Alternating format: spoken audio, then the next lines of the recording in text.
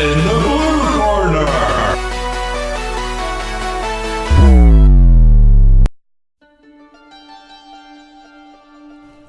Hey everybody, Jet Wee here with another Blue Corner game review.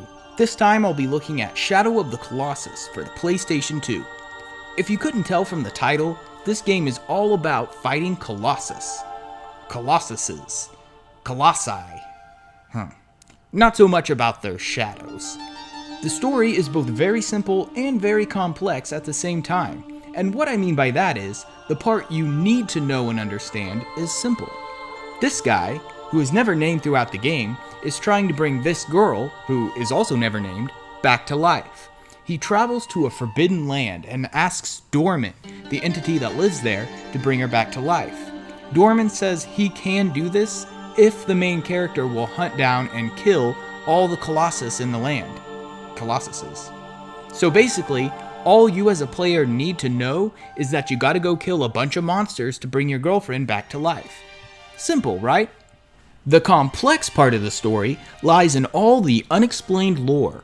Why is your sword special? It can somehow track down the Colossi and find their weak points, but we don't know why. Why are there men that come after you eventually, all of them wearing weird masks? And most of all, what's with the land you explore? You come across all kinds of ancient ruins, from temples and colosseums to castles and entire cities. Who used to live here? Why did they leave? How does Dorman fit into all of it? And who built that huge, elaborate bridge when a ladder would have worked? All these questions remain unanswered within the game, and in most other games, that would be a strike against them. But Shadow of the Colossus is all about the mystery. While I'm curious about those things, at the same time, I don't want to know, because that would spoil the secret. And I mean really, I know from a logical standpoint that these places were built just to give you a cooler location to fight the Colossus in. They don't really have a history, but it's fun to speculate all the same. The story also gets really complex at the ending, which is somewhat ambiguous. I won't spoil it here for you because I want you to play this game. But I will say, you know how Japan can be sometimes?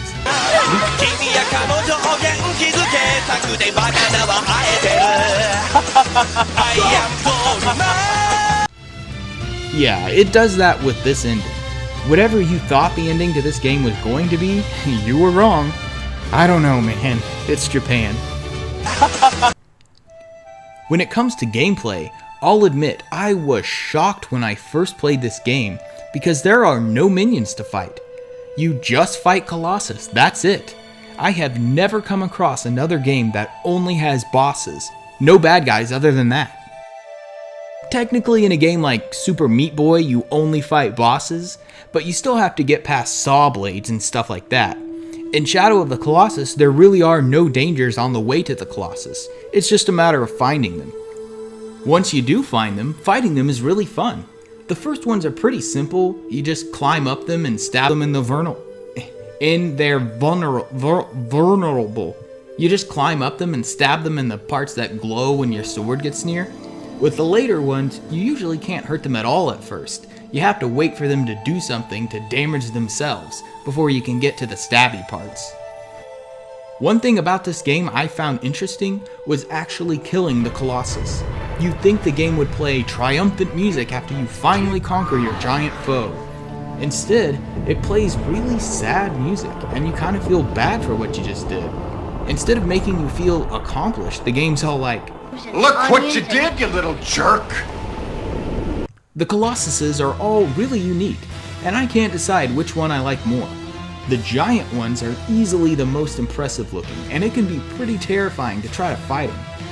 But the smaller ones are actually much more terrifying to fight because they're way faster than their larger counterparts.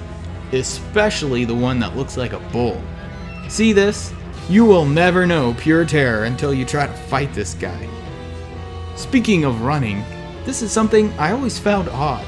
Why they decided to give the hero of the game a run like this, I will never understand. Another thing I always found interesting is that there is no overworld music. This was actually a really smart move by the game developers.